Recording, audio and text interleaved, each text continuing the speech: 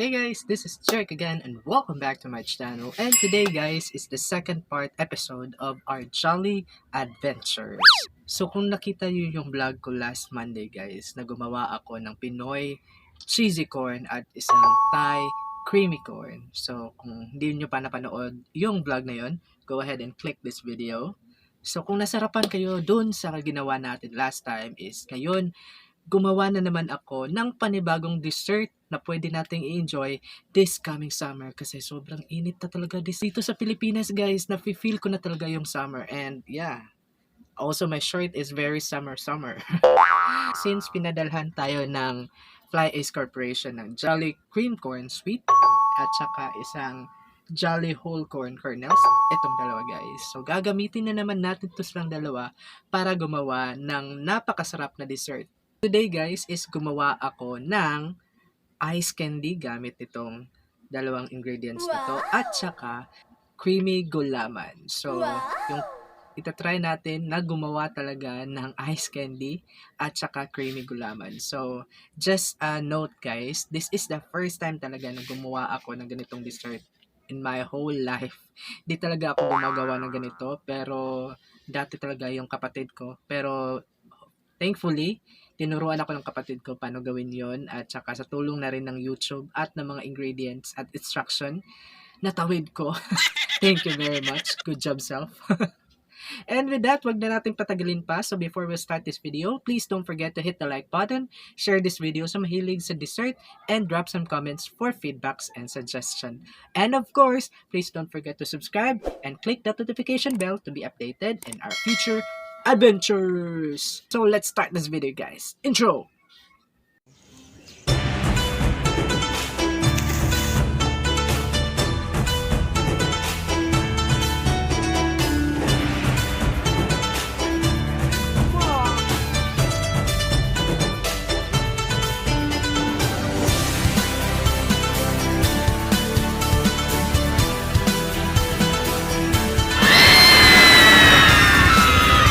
At yun na nga guys, so gagawa na tayo ng creamy corn ice candy at saka isang milky gulaman. So, let's go and create this dessert!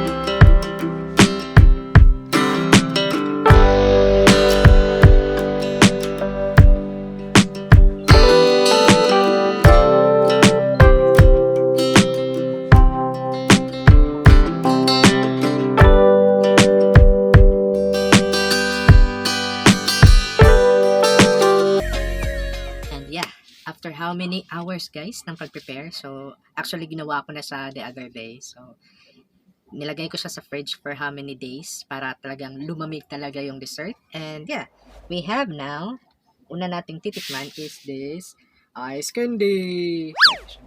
Oh. So, tikman na natin to. Tuwang gawa ko talaga. So, I'm very proud of myself. Teka, may butas na to eh.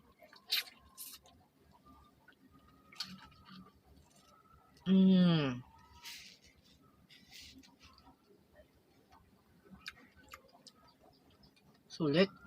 Wow! Actually, pwede rin tong pang negosyo talaga guys. Especially this summer na sobrang init talaga. Sa ganito kalaki, pwede nyo ibenta to siguro 10, 10 pesos or 5 pesos. At saka pwede nyo itong gawing parang sinasabi nila na it's also like mais con yelo kasi same lang din yung ingredients nila.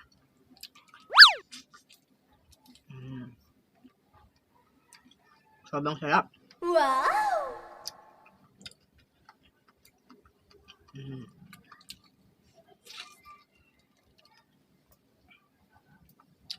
Babasa na.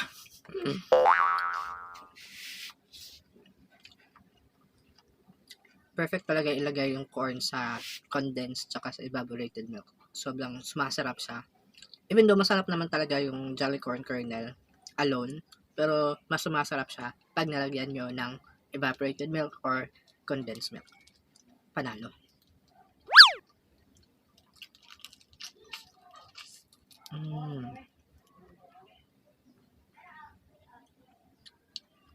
Yan. So, ubusin ko lang ito mamaya after sa shoot. Ayan. Ito na yung gulaman. Sobrang ganda guys. Gawa ko yan. So, meron tayong pagulaman dito. Pandan. Tsaka itong red gulaman. Tikman na natin. Wow! Sarap din. Of course, gawa ko.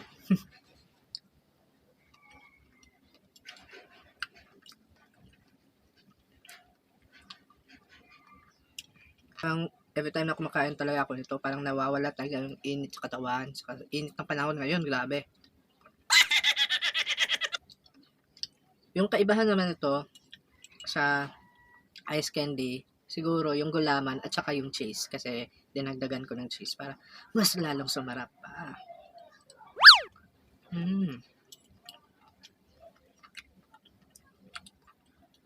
Same sa ice candy, pwede rin itong gawing negosyo guys. Perfect to sa summer.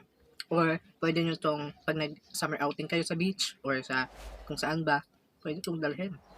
Panalong panalo. Sobrang dami talagang pwedeng gawin dito sa Jolly Corn Kernel at saka sa Creamy Corn. Kasi aside sa pwede nyong gawin itong pang dessert, pwede rin itong ihalo sa mapagkain nyo like sa isda, sa sinabawang isda, sa ginataan, or kung ano pa yung mga pasosyal, you can definitely use this Jolly Cream Corn at saka yung Jolly Kernels. So, sobrang dali nitong bilhin guys. So, if you want to buy this Jolly Corn Kernels and Jolly Cream Corn, you can also visit this website. Online shops guys. So, sobrang dali sa Lazada, sa Shopee, sa Ace Market, at saka sa Fly Ace Corporation. And, kung wala naman kayong internet, pwede nyong bumisita sa supermarket malapit sa inyo or sa palengke. Definitely, there's available Jolly Corn Kernel and Jolly Cream Corn, guys. So, go ahead and gumawa na tayo, guys. Especially this summer. Perfect na perfect talaga itong product na to. Para itawid yung summer init. At, of course, let's enjoy mais snack. Yes!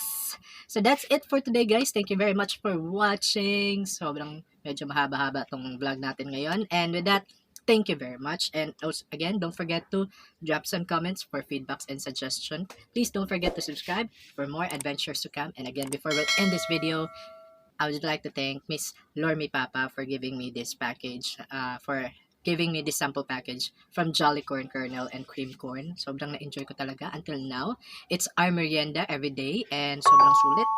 And with that, that's it. So haba na guys. This is Jeric again and have a great day. Bye. Mwah. Enjoy. Enjoy.